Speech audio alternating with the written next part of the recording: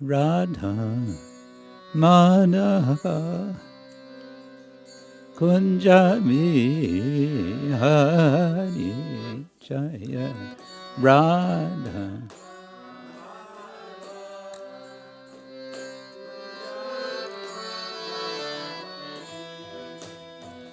Gopi Janavallabha Girivardhari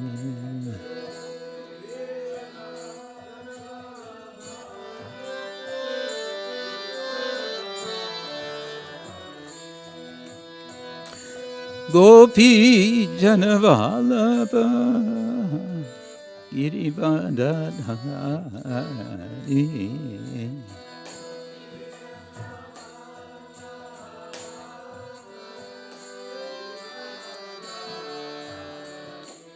Yashoda Nandana Vraja Janaranjana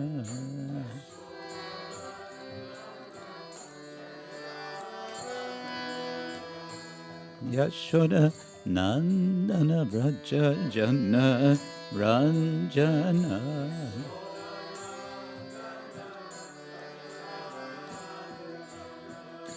Yamuna Tiravanachari Yamuna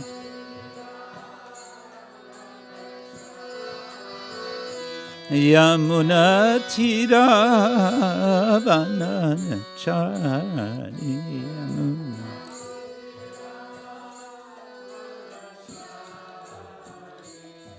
Jaya Radha Madhava Kunjabi Hari Jaya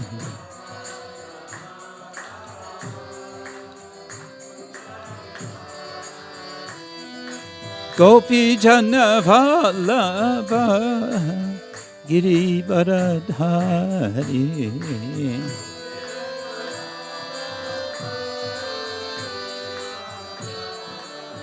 Yashoda Nandana Vraja Janaranjana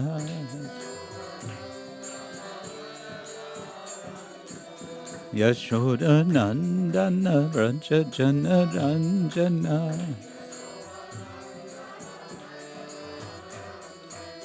Yashoda Nandana Vraja Janaranjana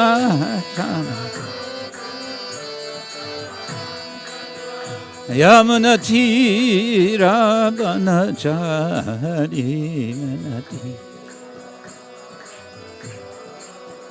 Yamuna Tiravanachari Manati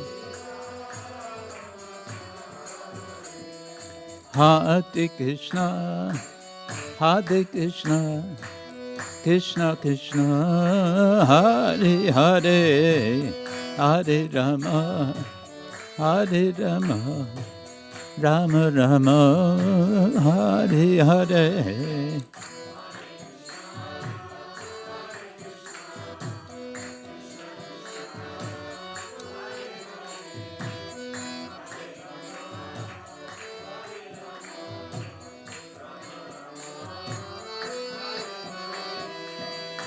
Hare Krishna, Hare Krishna, Krishna Krishna, Hare Hare, Hare Rama, Hare Rama, Rama Rama, Hare Hare.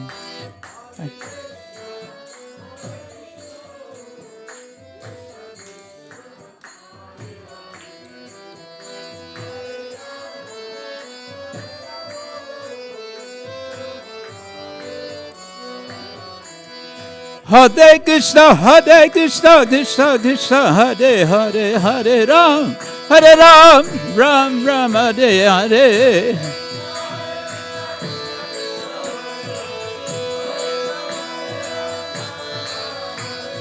Hare Krishna, Hare Krishna, Krishna Krishna, Hare Hare, Hare Ram, Hare Ram, Ram Ram, Hare Hare.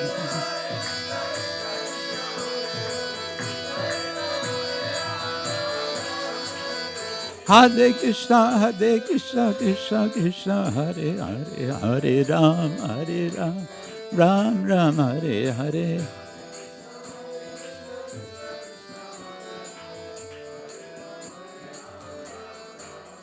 Hare Krishna, Krishna Krishna, Hare Hare, Hare Ram, Ram Ram, Hare Hare.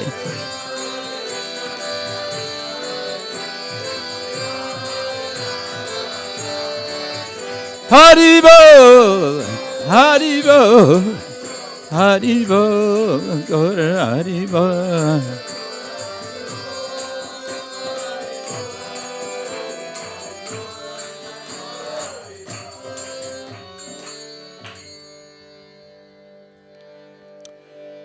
Om Jnanatimidandasya Gyananjana Shalakaya Chakshurun Militam Yena Tasmai Shri Gurave Namaha Shri Chaitanya Manobishtam Shtapitam Yena Bhutale Swayam Rupa Karamahyam Darati Swapadantikam Vandeham Shri Guru Shri Yutta Parakamalam Shri Gurun Vaishnavangscha Shri Rupam Sagrajatam Sahagana Raghunatang Vitang Tang Sajivam Sadvaitam Savadutam Parijana Sahitam Krishna Chaitanya Devam Shri Radha Krishna Padam Sahagana Lalita Shri Vishakhan Vitangscha Nama Om Vishubhadaya Krishna Prestaya Bhutale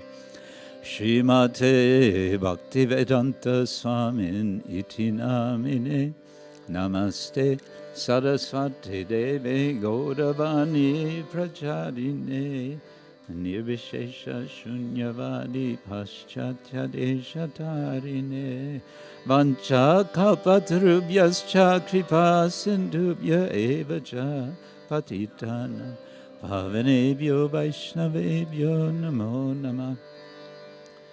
He Krishna Karuna Sindhu Dinabandho Jagatpate Gopesha Gopika Kanta Radha Kanta Namostute Tapta Kanchana Gaurangi Radhe Vrindavaneshwari Rishabhanu Sute Devi Pranamami Hari Priye Jai Shri Krishna Chaitanya Prabhu Nityananda Shri Advaita Gadadhar Shivasari Gaur Bhaktavinda Hare Krishna Krishna Krishna Hare Hare Hare Rama Rama Rama Hare Hare Om Namo Bhagavate Vasudevaya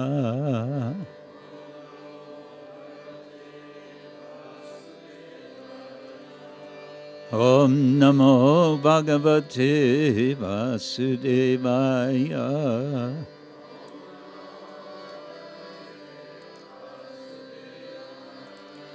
Om Namo Bhagavate Vasudevaya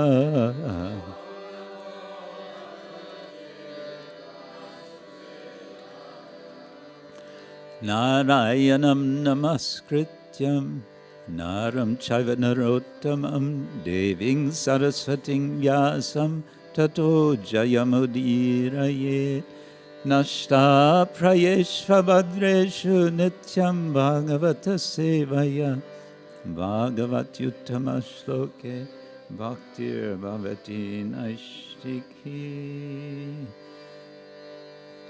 Grantaraj Srimad Bhagavatam Ki Jai Srila Prabhupada Ki Jai Samaveta Bhaktivinoda Ki Jai.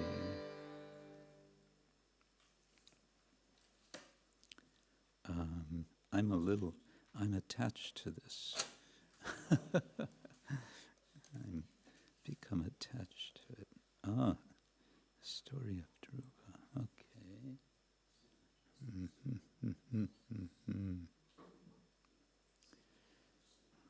Okay. Sometimes it's interesting to present a... Oh, what's happening here?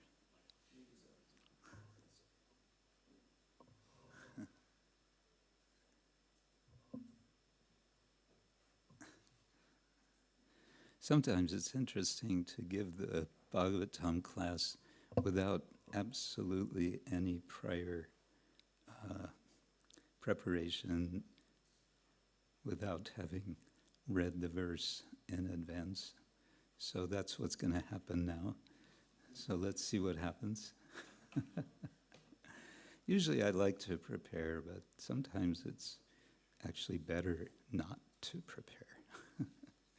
Yeah, isn't it? Sometimes just see how the Spirit moves us. Okay, this morning, good morning, everyone. Please feel free to come closer this way.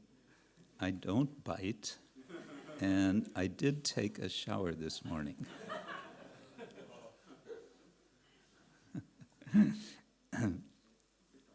And as Madhavananda Prabhu said the other day, Bhagavatam class is not a spectator sport.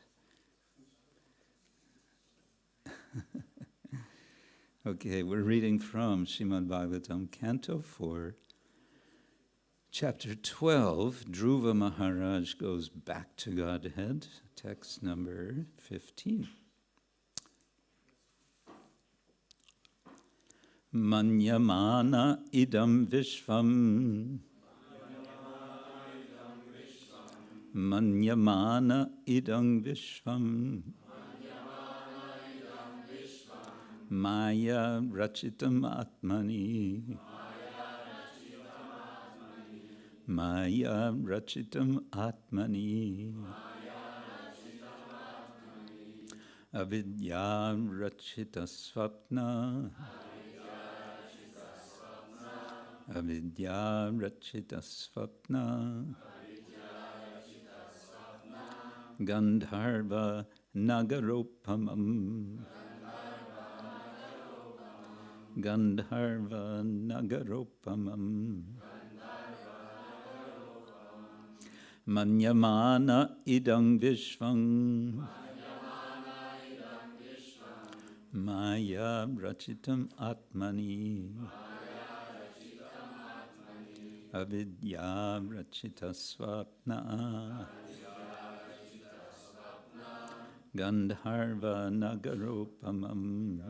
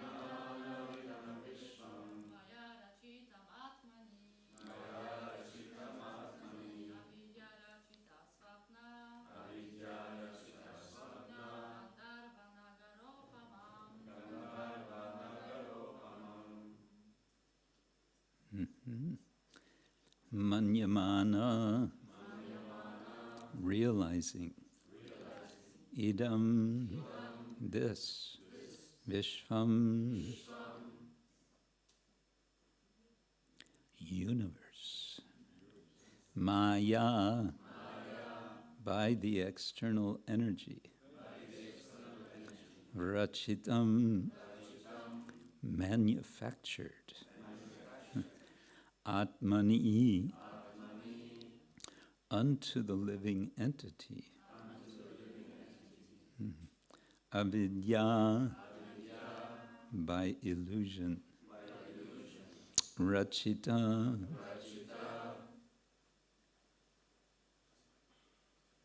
rachitam meant what?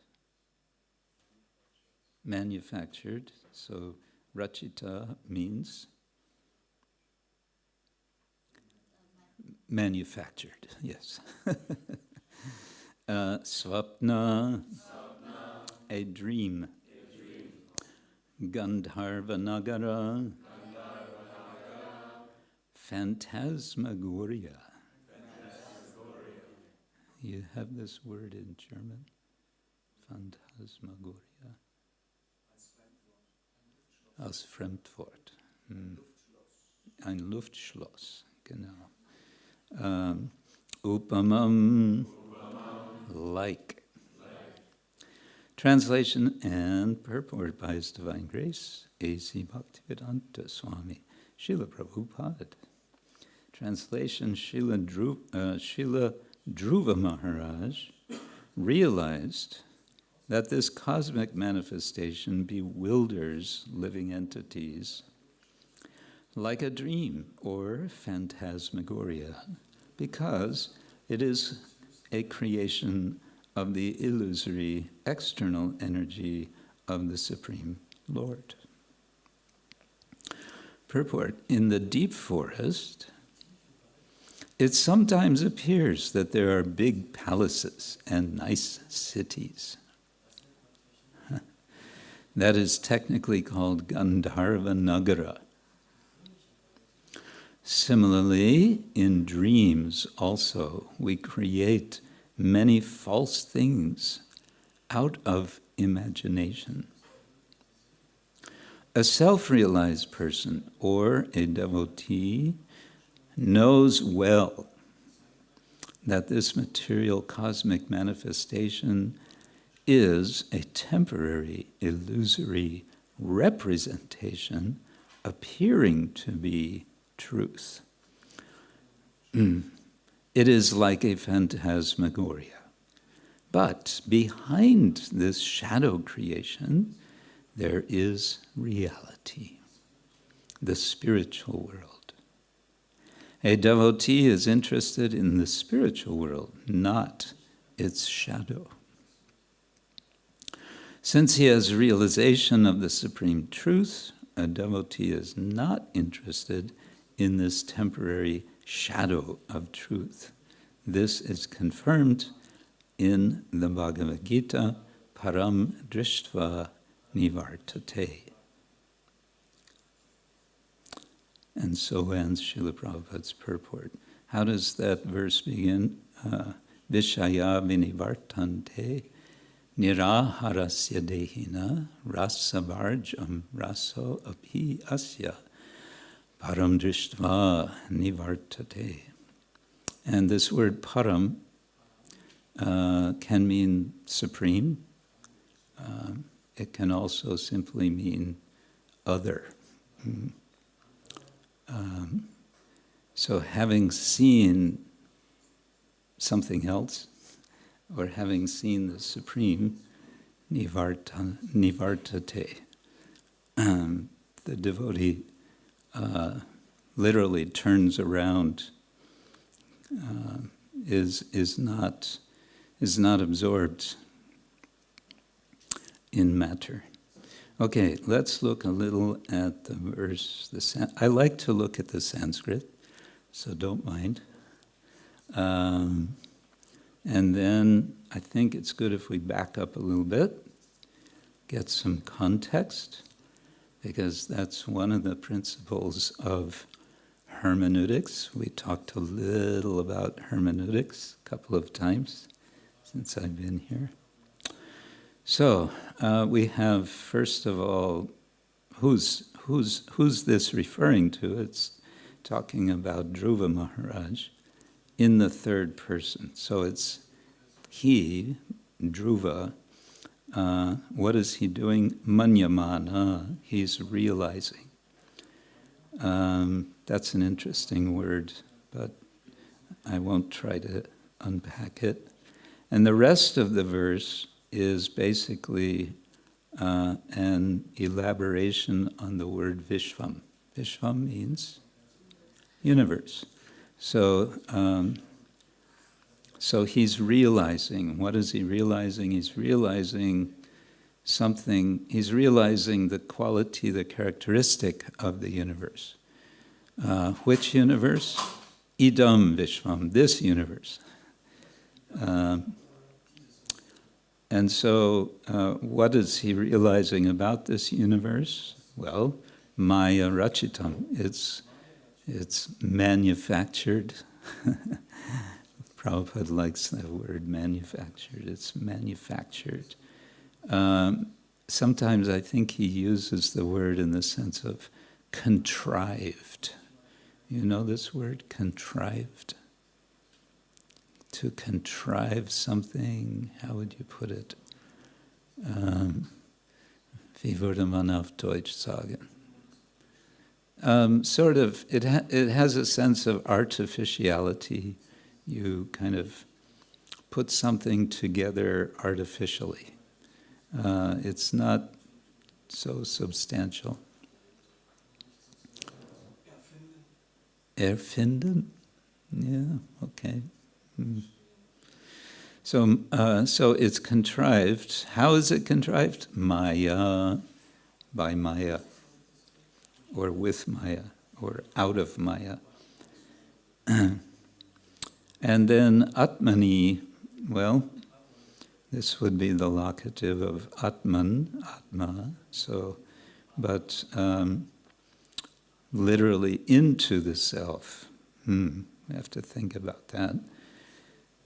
It's, in any case, we're talking about the Vishva, the universe, and its quality.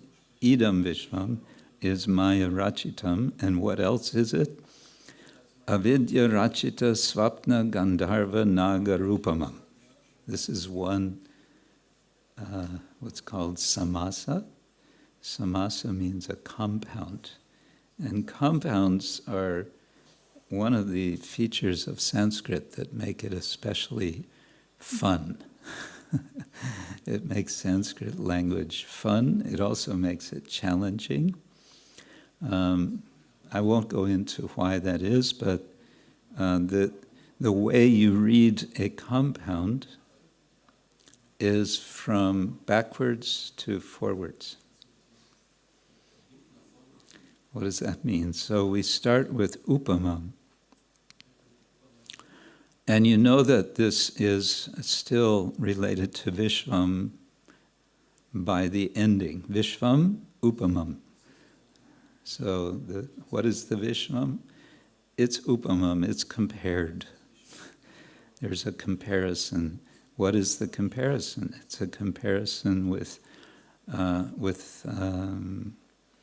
nagara. What's a nagara? It's a city. A nagara is a city. But what kind of a city? A Gandharva nagara. Oh, well, that means a phantasmagoria, a fantastical city, a city that is not substantial, right? And how is this nagara, this Gandharva nagara coming about? Swapna, in a dream. Or where is it happening? Where is that Gandharva nagara? It's in a dream. So that makes it a locative relationship. And then, again, how is that happening? By a construction, rachita. What kind of construction? Avidya rachita. So we have actually two terms explaining cause of manufacturing, namely maya and avidya. And these two words are very popular among the Advaita Vadins, the philosophers of what we usually call impersonalism, non-dual philosophy, Shankaracharya. He likes to talk about Maya and Avidya.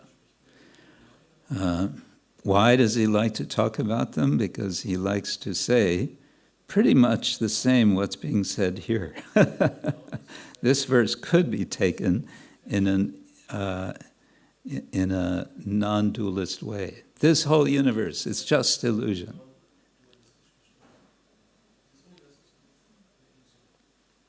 But Srila Prabhupada is explaining in the purport, that's only half the story, right? And what do we say in English? We say, a half-truth is worse than a lie. You've heard that before? You say it in German? Eine halbe Wahrheit ist schlimmer als eine Lüge. You don't say that? See, that's the whole problem with German civilization. You haven't realized this important principle. So we agree with the impersonalists halfway. And our philosophy is therefore in a simple phrase expressed as achintya veda abeda tattva, or achintya veda abeda vada. There's an inconceivability to the mind of a simultaneous difference and non-difference of this universe and all that we experience and ourselves,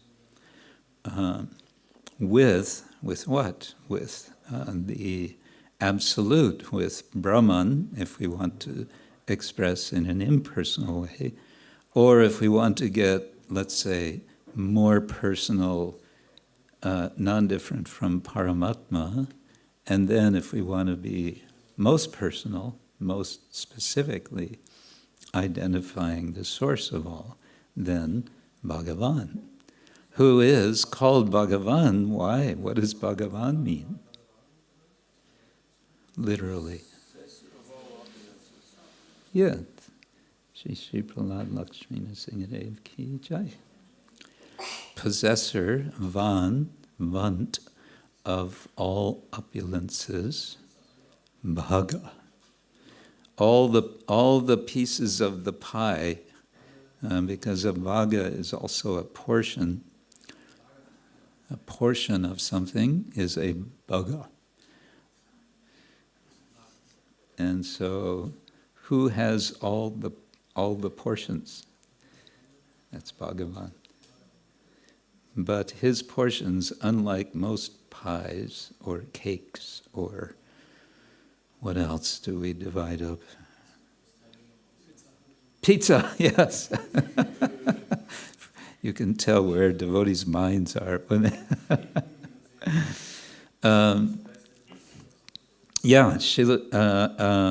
Bhagavan's pizza is an unlimited pizza. That's going to be the one thing that everyone remembers from this lecture. Swamiji said that Bhagavan possesses the entire unlimited pizza. Gauranga. Okay, so that's basically about this verse and Prabhupada's purport. It does bring to mind one verse from Prabodhananda Saraswati Thakur.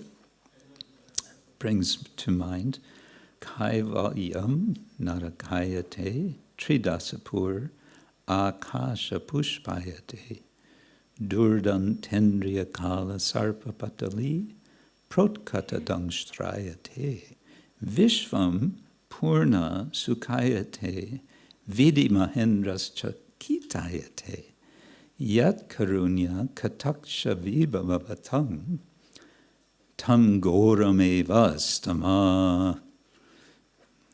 We praise Chaitanya Mahaprabhu. Why do we praise Chaitanya Mahaprabhu? And the rest of the verse explains why. The results, Yat Karunya Kataksha Vaibhavatam, because of the Vaibhava, the expansive glance, Karunya Kataksha, the merciful sidelong glance of Chaitanya Mahaprabhu brings about certain effects on us. Now, why sidelong glance? Well, because it's very sweet. It can be sweet. It can also be an angry sidelong glance, but this is obviously a karuna, a merciful sidelong glance. Because a straight look can be kind of fearful, it can be a bit too much, perhaps. It can also burn you. A hard, direct look can be dangerous. There's a whole article, or maybe it was a whole book, by one scholar about glancing in Vedic literature. Eyes, the effect of looking, and so on. Anyway, kaivalyam narakayate. One of the results, the first result, is that one considers kaivalya to be hellish. But the way that's expressed is interesting. Narakayate, one is caused to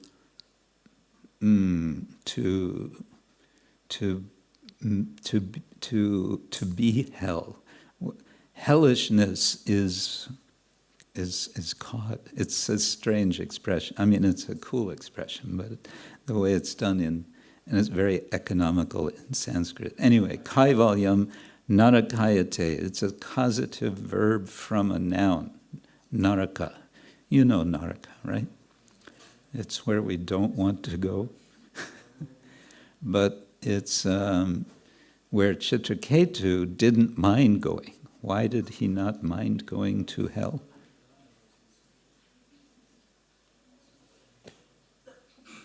Why did Chitraketu, when he was cursed, Wasn't he cursed? Why was he cursed? Who cursed him? Parvati cursed him. Why? He was a little too forthcoming with his commentary. With his sense of humor. Yeah. Yeah. His sense of humor didn't go very well with Parvati's sense of humor.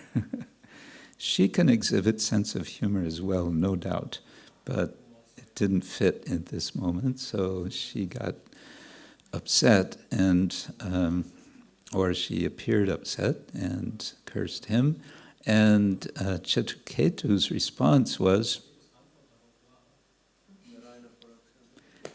Narayana parasarve na kutaschana vidyate svarga apavarga narakeshu api tulyartha darshana. Thank you. Tulya artha darshanam, it's all the same to me. Why? Narayana parasarve. Being Narayana para, having my dedication, having Narayana as my purpose, doesn't really matter where I am. Imagine having that, such a sense of indifference to where I am because I just want to serve Krishna. Nice. So, Kaivalyam narakayate, tridasapur akasha pushpayate. Again, this pushpayate. The tridasapur, the heavenly realms, of 30, literally 30, 30 demigods, Tridasapur. The city of 30 gods, or the cities of 30 gods. Pushpayate, it's like so many sky flowers. What's a sky flower? Don't ask me, it doesn't exist. Durdan tendriya kala sarpapatali, protkata dangstrayate. Dangstrayate. It utkata dangstrayate. It causes the teeth of the snake-like senses to be broken. What is it that's causing that?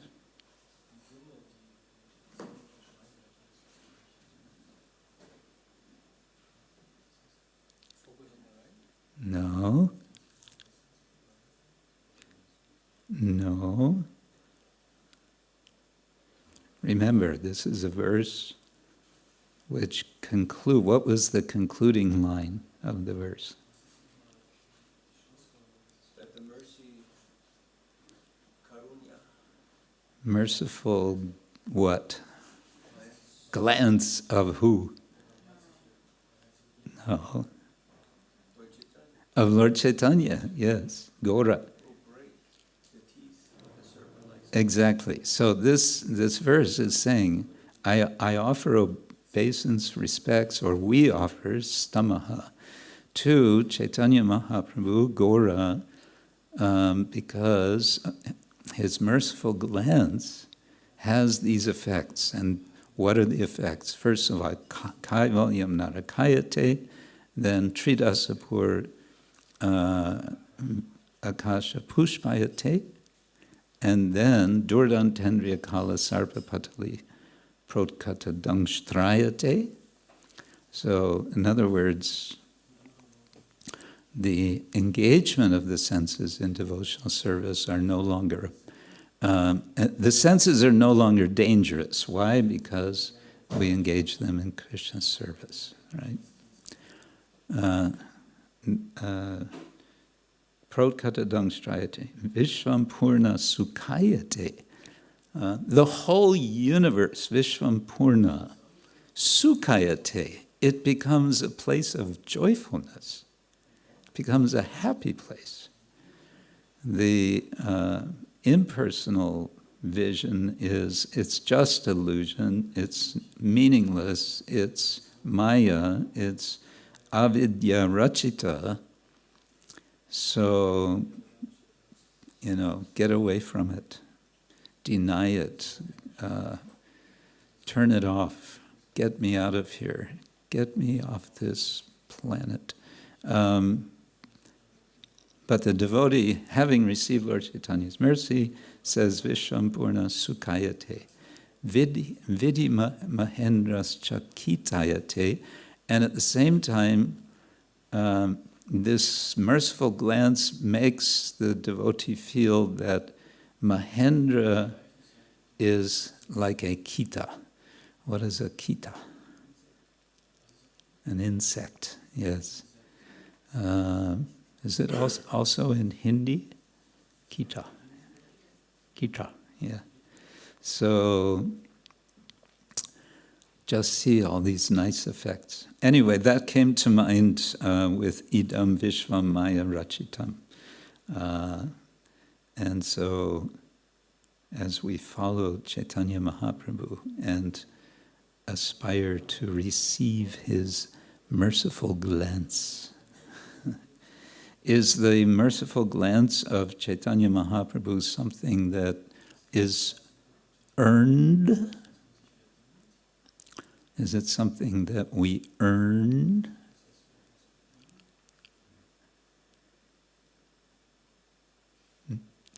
There's some quiet, hesitant shaking of the heads. Why not?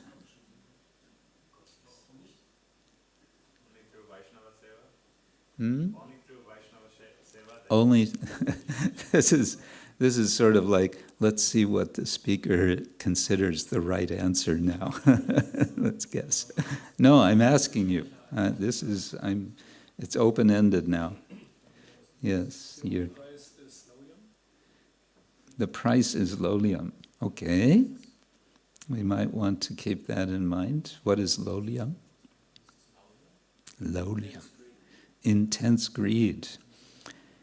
Anybody feel today like I have intense greed for receiving the glance of Chaitanya Mahaprabhu? Yes? Jai. Very good. Yes. Just causeless mercy. Interesting expression, isn't it? Causeless mercy. Shall we consider for a moment what do we mean by that? What is causeless mercy? We didn't do anything to deserve it. We don't have any qualification. There's nothing that warrants that glance. Nothing that warrants the glance. You know the word warrant? Nothing that justifies. Yeah. We find and this could be one way of distinguishing between religion and spirituality, if we wanted to take these terms, because sometimes we hear people say, I am spiritual but not religious, and that's become an official category of people's identification. You can interview people on the street and ask them, are you religious? And people may say yes or no, or they may say, I'm spiritual but not religious. At least in America, that's a common notion. And okay, if we want to take that terminology, then we might want to say that a religious person who tends to be, we have to be careful about generalization, but a religious person is a person who thinks, if I do this and this and this and this and this and this and this, then I can get the mercy of the Lord. If I'm a member of this church, if I go to church every day, whatever.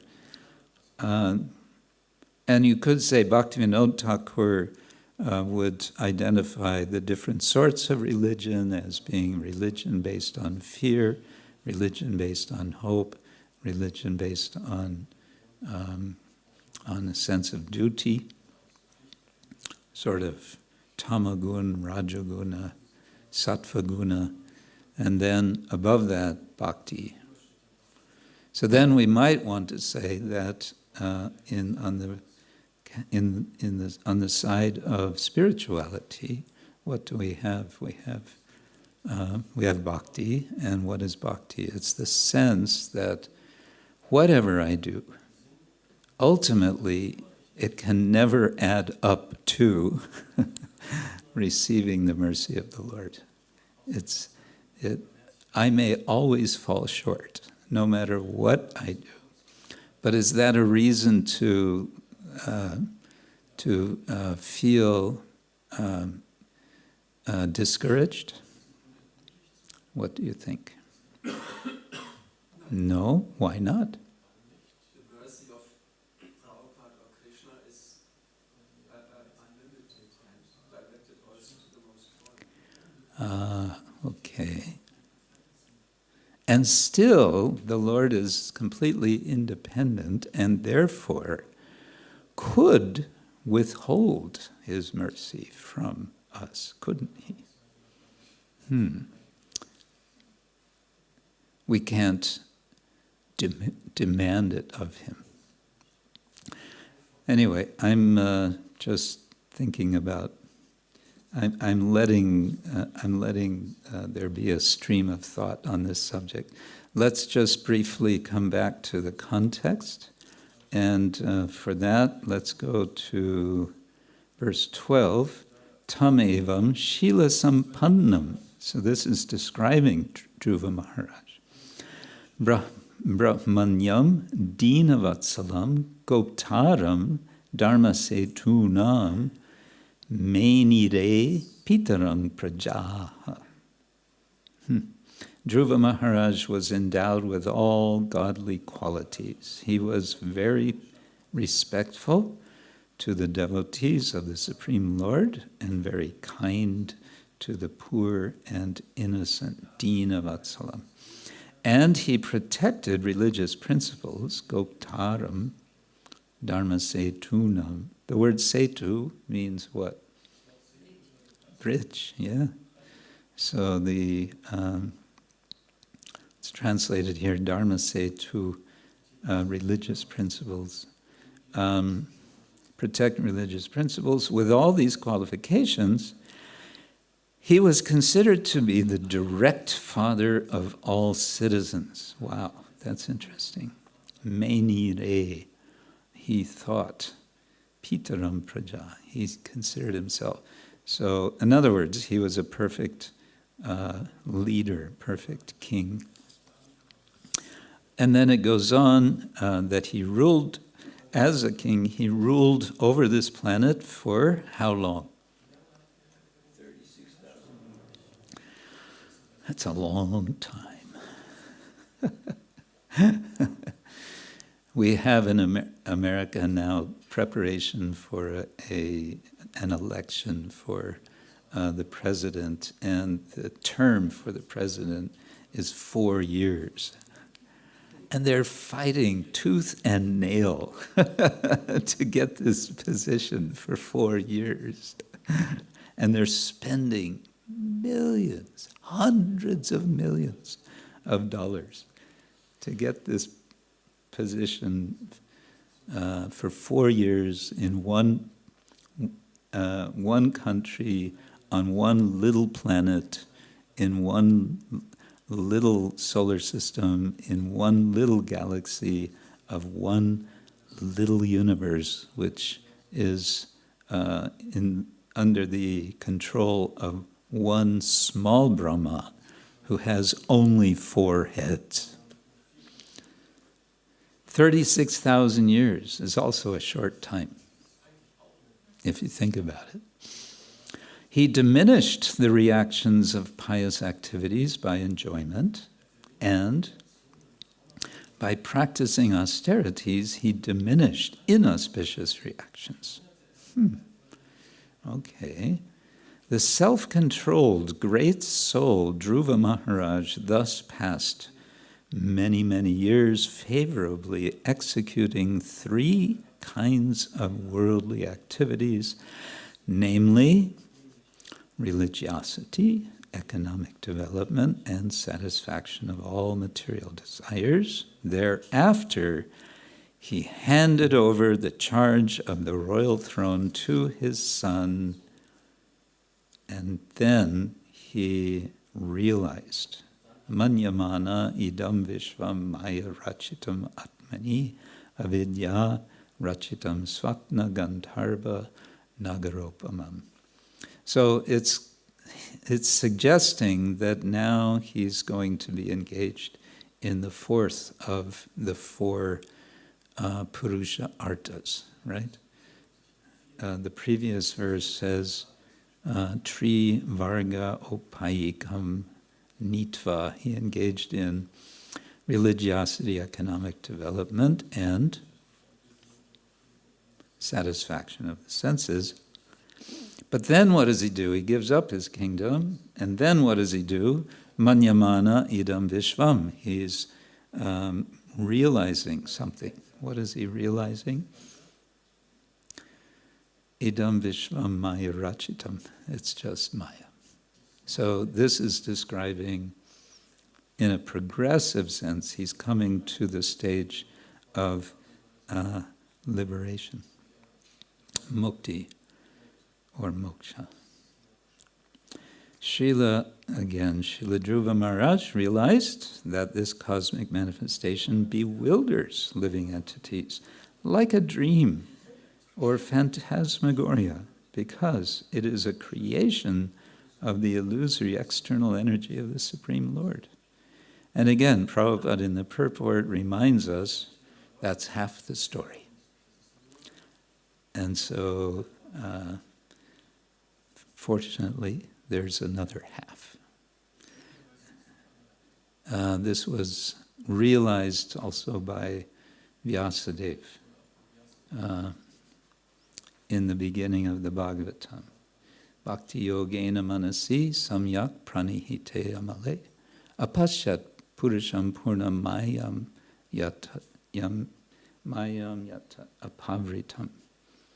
He realized there's this the absolute truth, and there's Maya, and they're both there.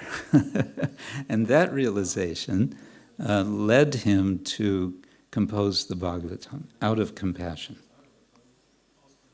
Because he could see the whole picture, not just half the picture, but the whole picture. Therefore, he composed the Bhagavatam. Grantara Srimad Bhagavatam ki jai. Therefore, let's keep reading Srimad Bhagavatam. What do you say? Yes. Yes. Hare Krishna. Comments, questions? Hare Krishna. Thank you, Maharaj. Dhruva is famous for being very determined, and that got him Vishnu's darshan in a very short time. At the same time, his tenacity also got him into Bit of trouble. a few times that he had to rule for 36,000 years. He had a revengeful attitude towards his stepmother, which also caused some difficulty. And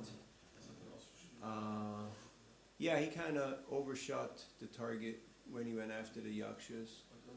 So how do devotees navigate, because we have our constitutional but also our conditioned nature. Dhruva is a Kshatriya, so it's natural he's very ambitious, he's very passionate about his work. And at the same time, we have our devotional line, and we can see that sometimes we say, oh, this is just who I am, this is just my nature, so gotta have to live with it. But then we can see that we overshoot the target, and there are repercussions that may be really adverse to our spiritual trajectory. Can you say something on how to keep in check our lower or conditional nature and giving rise to our eternal spiritual nature, which right now might be a little obscure or a little hidden?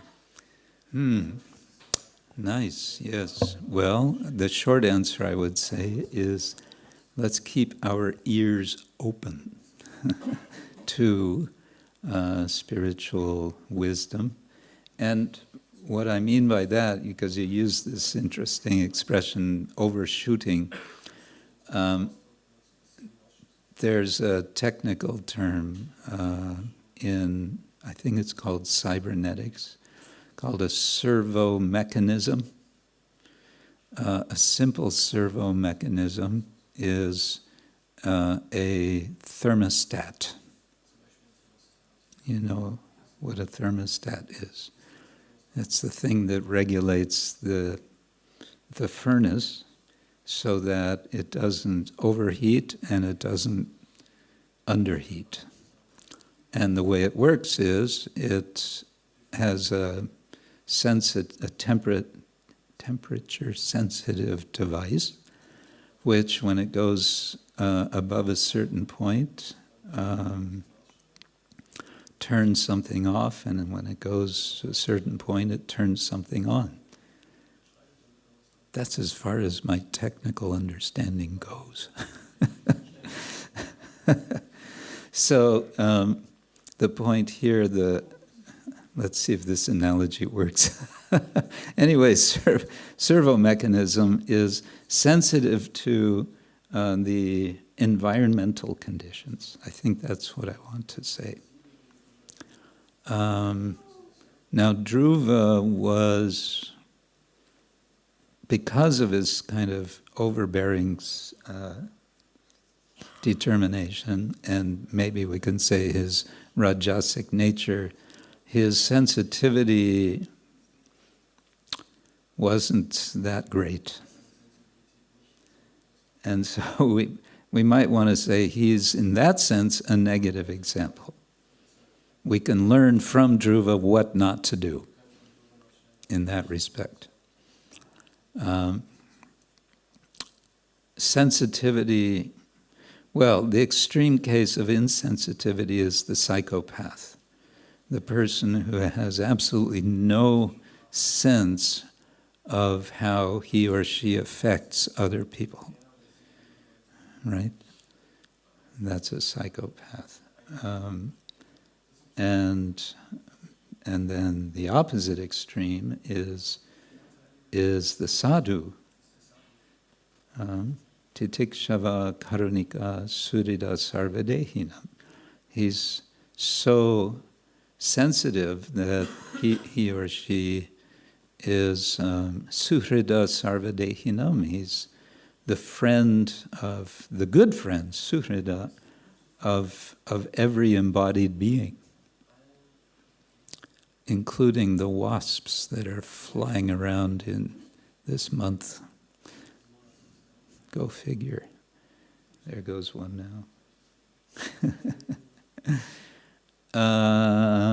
And how do we cultivate that sensitivity? I think that's what we're looking for. And it's a good question because we might think, yeah, I'm a real sensitive guy. You know, I can be, and I have my ears open and so on.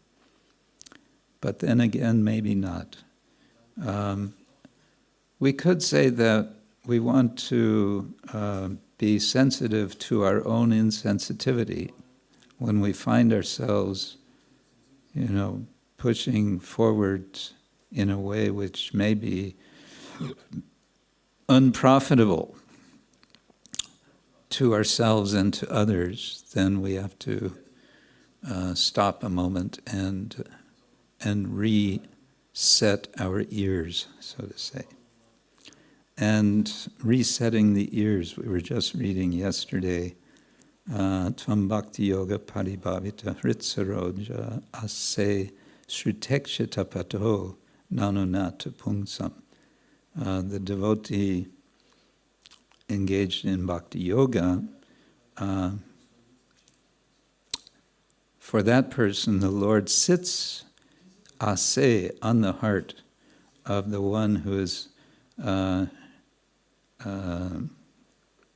ase shuta ikshita pata, who's on the path of, how is it put? Anyway, the hearing, he's tuned in, shuta, and he's seeing and hearing. I'm not getting this quite right, but the line of perception is open, you can say, to the heart, to the Lord in the heart. I would say is the basic idea. Yeah. Yeah. And therefore, you know, we want to listen also to to sadhus, and sadhus doesn't just mean, Prabhupada once said, being liberated doesn't mean having 4 arms and 8 legs.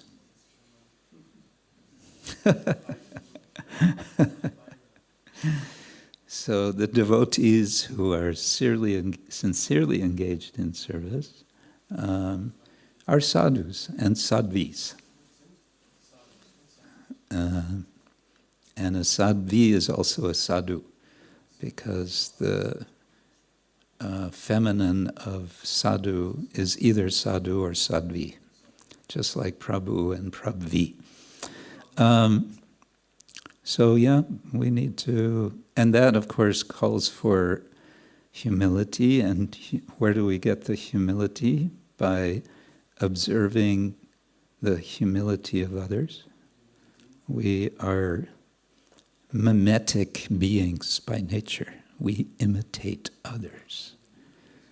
We're good when we imitate the right people, isn't it? We're looking for good people to imitate. That way we keep on the straight and narrow path, the yellow brick road, as the Wizard of Oz puts it. Is that okay? Thank you. If I may, the road to hell is paved with good intentions. Good intentions. So, We can see that Dhruva had all the reasons to go to hell. He did what he did. In a similar way, people think that they're the protectors of the Holy Grail. And in the name of preserving Prabhupada's legacy, they're building up a lot of walls of different varieties. So the question is, how do we... I meet people on the street, ask them, what's your profession? And they say, well, I'm a hitman, or, I sell drugs, or I do this or that. And then my response is always the same, well, so you're one of the good guys, right? And they say, yes, yes, making the world a better place for Prabhupada. Yeah. So if you're not part of the solution, you're part of the problem, and everyone thinks I'm part of the solution. Yeah. So Dhruva had all the good reasons to do what he did. And so do we. Mm-hmm. And where does that...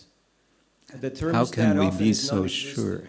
The thermostat often is non-existent. So then it's like, do we have to wait till some superior steps in and puts things in Until place? lightning strikes. Yeah. I raised this question a few weeks ago. I gave a presentation to the ISKCON Communications Conference via something I pre-recorded. They asked me to speak on ISKCON and environmentalism, and they gave me 15 minutes and 3 questions. And I looked at the questions, and how can I answer these 3 questions in 15 minutes, especially because I don't know the answers. So I expanded the questions and made 32 questions, and I asked those 32 questions to the Communications Conference. And one of the questions was, are we part of this? Are we part of the solution, or are we part of the problem when it comes to environmentalism? So I think we could be, in many respects, part of the problem when we think we're part of the solution. Hare Krishna.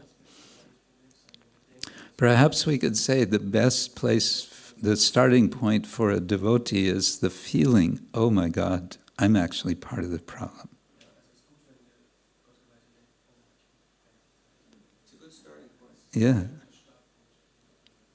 That's a place of humility. So maybe I need to get out of Krishna's way, out of Lord Chaitanya's. Maybe I have to move out of the way of Lord Chaitanya to let the mercy flow. Yeah, Krishna, Krishna. Any further thoughts? Akila. If there's another question. Yeah. So it's not directly related to the point. You mentioned Shankaracharya, and Shankaracharya, Lord Shiva came to introduce this Mayavad philosophy, but he also spoke so many verses, Bhaja Govinda, you fools, all your acrobatics won't help. Samprapte kale Nahi rakshati dukrin karane. All your world jugglery will not help you at time of death. Worship Govinda, worship Govinda. Did he later on refute this statement, or do the Mayavadis are just not conscious of this? So that particular stotra is attributed to Shankara. I don't know. There are a lot of stotras attributed to Shankara, including the Jagannath Ashtakam, I believe. Yeah. Kadachit Kalindi Tatavi. And then Jagannatha Swami, Nayanapatagami Bhavatume. So lots of things are attributed to Shankara, and scholars tend to be very skeptical whether they're actually from him. They're quite definitely accepting that certain writings are from him for various reasons. They study the style of the Sanskrit, and they really get into it, and so on. I've heard one explanation, even if Shankaracharya composed that Bhajagovinda stotra, one response from their camp is, no, he wasn't referring to Govinda, the Supreme Lord. He was referring to his spiritual master, whose name was Govinda something. That's okay. You may go, well, yeah, that's not very convincing. Now, I think we need to also be aware that, strictly speaking, Shankara Acharya did not. Let me put it this way: the Mayavada, as we understand it to be today, and as I'm understanding from the bit that I've understood, is that gets developed after Shankara by his followers. Shankara himself, we might want to say, was more of a Brahmavadi. And so Brahmavada, the idea of the non-difference of Atma and Brahman, which is very much represented in the Upanishads. Even one very, one young scholar who was visiting us in Oxford, who is a scholar of Madhva philosophy, and who is from a Madhva family. I mean, he's like a card-carrying Madhvaite, hardcore Madhvaite, who was there totally fiercely fighting against Shankaracharya. He confided to me once, he said, actually, it's really true. The Upanishads are all about Advaitavada. Let's face it. He said that to me privately. But anyway, to this point, it's an ongoing debate between the Vaishnavas and the followers of Shankara, but it gets, when you really go into it, it gets pretty complex. And you get later Advaitavadins like Madhusudan Saraswati, who also speaks quite strongly about bhakti. And we tend to keep things a bit simple, and it's good that we do, because our acharyas want us to not be distracted by things that could eventually draw us away. And therefore, Mayavadam Asat Shastram, what is it? No. One should be careful about Mayavadi philosophy. That's my thoughts on that topic. Why did Shankaracharya establish practically the worship, the procedures for deity worship in all the big temples? He's the one who is attributed to setting down the protocol, if he was so much into Advaita, Yeah. then why all this deity worship and all this effort? Why indeed? So maybe He doesn't. different sides to it. Well, and also, yeah, it's been even speculated that, generally he's associated with Shaivism and Panchopasana, and therefore worship. And in his scheme, of course, there's ultimate truth, and there's sort of a relative truth, and then there's a more relative truth. There's kind of three divisions. And so on the less than absolute platform, bhakti is a great thing. Yeah, he thinks it's... Yeah, bhakti is deity worship. Yeah. So, but for him, it's instrumental.